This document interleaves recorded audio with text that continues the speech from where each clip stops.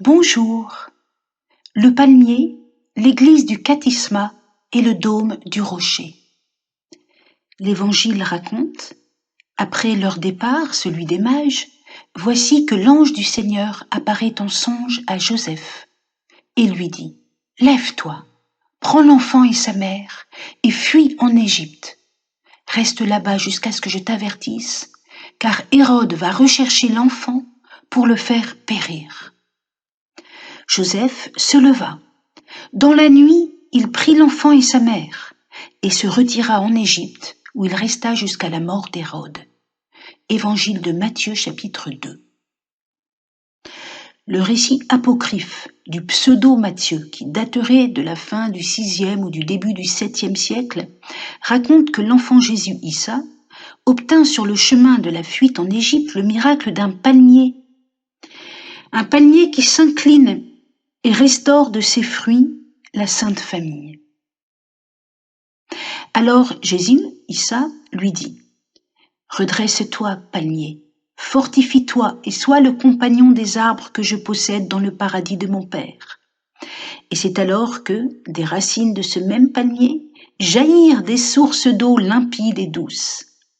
Et ils burent avec leurs bêtes et leurs serviteurs en rendant grâce à Dieu. Donc c'est le pseudo-Matthieu, chapitre 20. On retrouve dans le Coran cette tradition du palmier dans la sourate Mariam, où l'enfant Issa, Jésus, dit à Mariam : Secoue vers toi le stipe du palmier, tu feras tomber sur toi des dattes fraîches et mûres. Mange et bois et que ton œil se sèche. Dès que tu verras quelque mortel, dis : Je voue au Seigneur un jeûne et ne parlerai aujourd'hui à aucun humain.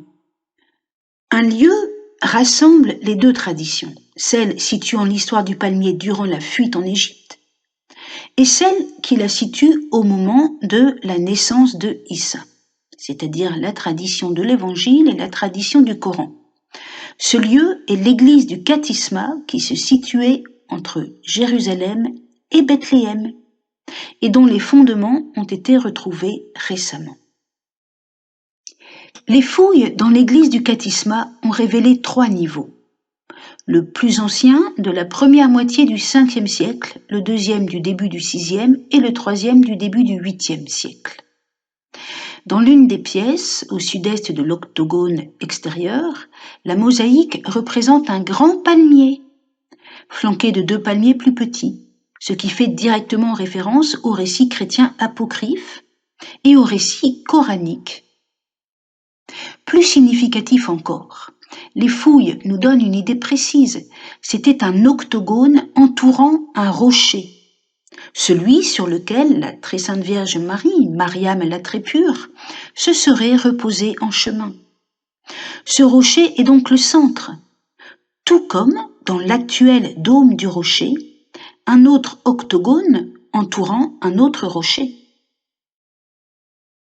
Ce dôme, appelé aussi mosquée de Oumar, a été construit à l'extrême fin du 7e siècle, sous Abd el-Malik, en s'inspirant de manière évidente de l'église du Catisma, laquelle fut rasée ensuite.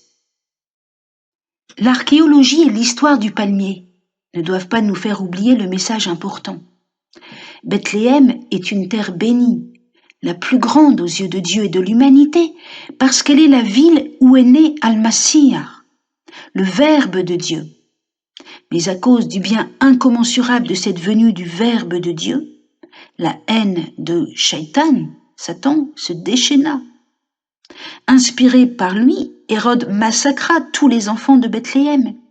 Mais Al-Masih et sa mère Mariam lui échappèrent par leur fuite en Égypte. Et ce message nous concerne aujourd'hui. À notre époque, Shaitan, Satan, inspire encore le massacre de milliers d'enfants, sous les bombes et les missiles ou d'autres manières. Comme il y a 2000 ans, il n'y a pas de compensation humaine possible, et le cycle des vengeances est une impasse.